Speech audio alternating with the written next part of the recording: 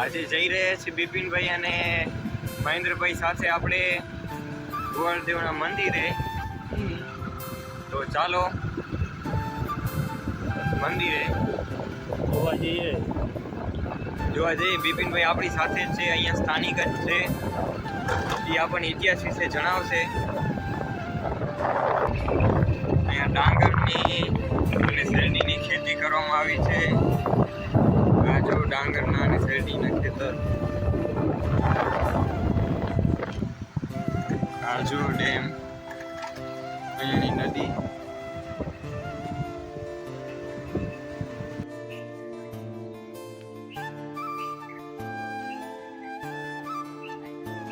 Finally અમે પહોંચી ગયા છીએ ગોવર્ધદેવના મંદિરે.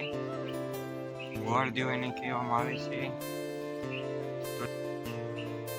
હા બિપિનભાઈ, આવો બિપિનભાઈ. હા, આપણને જણાવજો ગોવર્ધદેવના મંદિર વિશે. બહુ પુરાણું મંદિર છે. હમ. કૃષ્ણ ભગવાન આવેલા વર્ષો પૂર્વજોનો પહેલા. હમ. અહીંયા દેવદત્તાનું હમ. આખું ડુંગર હમ. દેવી લોકો બનાવતા હતા. હમ. આ ડુંગર હમ. હમ. આપણે જઈએ ને હમ. નદીએ. બરોબર. તો ચાલો ઉપર દર્શન કરી. હા, જો આ ગોવર્ધદેવનું મંદિર. અહીંયા રવિવારે બધી વધારે પબ્લિક આવતી હોય રવિવાર છે. ને મંગળવાર. રવિ અને મંગળવારે.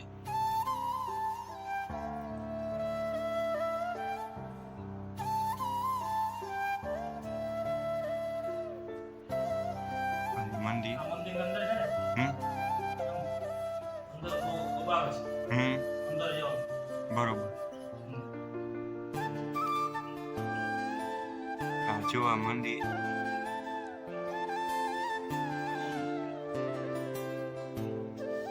કૃષ્ણ ભગવાનનો ફોટો. હમ.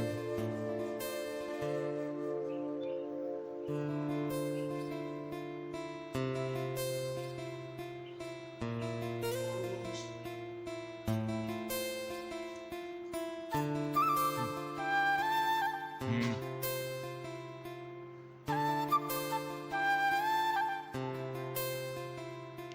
આ મંદિરની ઉપરની સાઈડ છે.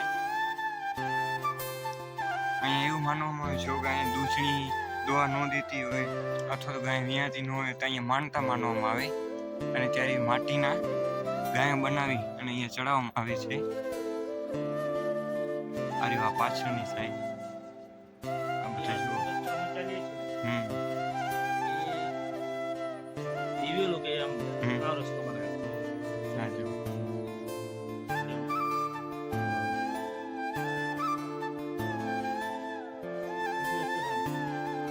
આ બાજુ નીચે અહીંયા હનુમાનજીનું મંદિર છે અને બીજું શિવજીનું મંદિર. અહીંયા એવું માનવામાં આવે જ્યારે પ્રવાસીઓ અહીંયા આવ્યા હતા ત્યારે પથ્થરમાં પૂજાને એવું કરતા અને એમને પાણીને એવું ચડાવતા.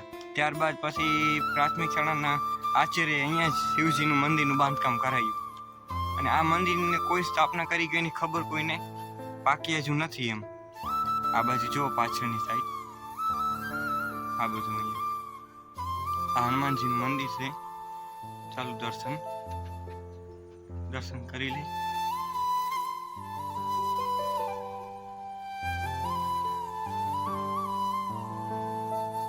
હનુમાનજીનું મંદિર.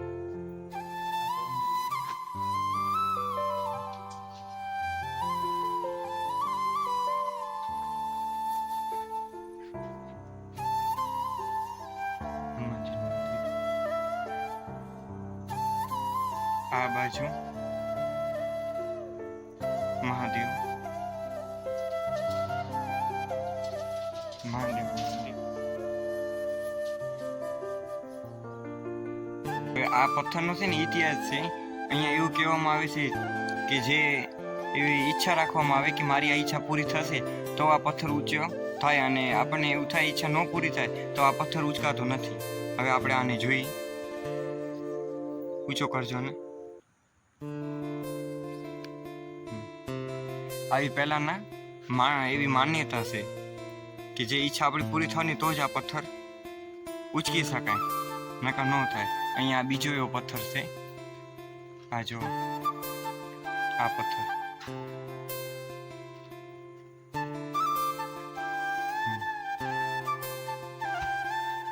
આ બાજુ અહીંયા મંદિર પાસે જ આ પથ્થરની છે, આ બાજુ જંગલ છે, જંગલ વિસ્તાર. બહુ મસ્ત જગ્યા છે અહીંયા. ઇતિહાસ છે, પથ્થરમાં ઇતિહાસ છે આ જગ્યામાં. આ જો આ પથ્થર એવો છે, એને બીજા પથ્થર અથડાવી એટલે આપણે લોખંડ જેવો અવાજ આવે. વગાડો તો આને. આ જો આપણને લાગે લોખંડ ને અથડાવી. હવે બીજા પથ્થરમાં જો આ ગોવાળ જેવો જ છે. આ જો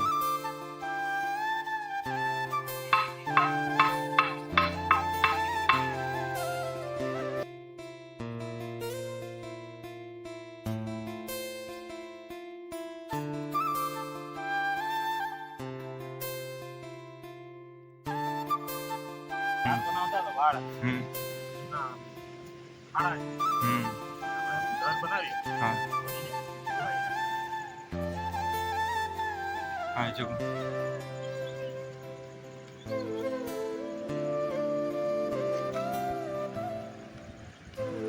આ જગ્યા અદ્ભુત છે. જો પથ્થર બધી બાજુ, બહુ મસ્ત જગ્યા છે. વ્યારાની બાજુમાં જ થાય. આપણે અહીંયાથી વાલોડથી વેડછીથી પણ અહીંયા આવી શકાય આ જગ્યાએ.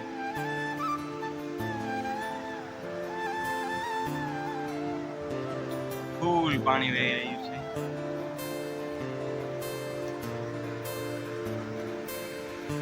સંધ્યાનો સમય.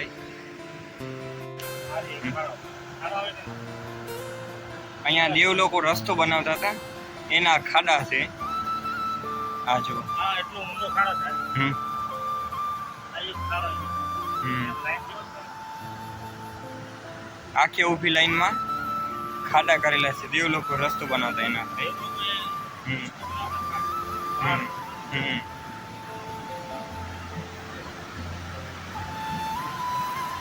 ફરતે આખામાં ખાડા કરેલા છે.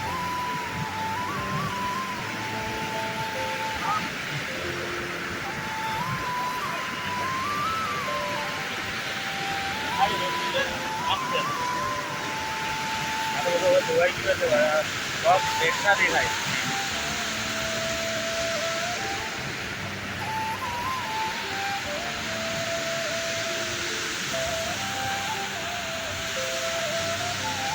કુદરતી નજારો ખૂબ જ સરસ છે.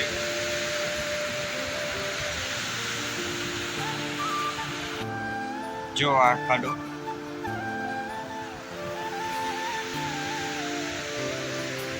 અહીંયા સાંજના સમયે લોકો બેસવા પણ આવે અને રવિ ને મંગળવારે ફૂલ પબ્લિક હોય અહીંયા આ જોવા માટે.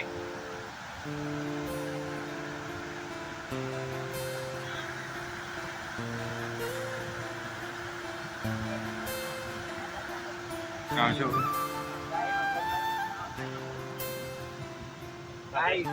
ગાયની ખરીની નિશાન. ગાયના ખરીની નિશાન છે. અહીંયા તો સિંદૂર એકદમ ભેંસ પડી રહે છે. સિંદૂર કેવું લાંબુ આખું કાપડ. બહુ સરસ લાગે.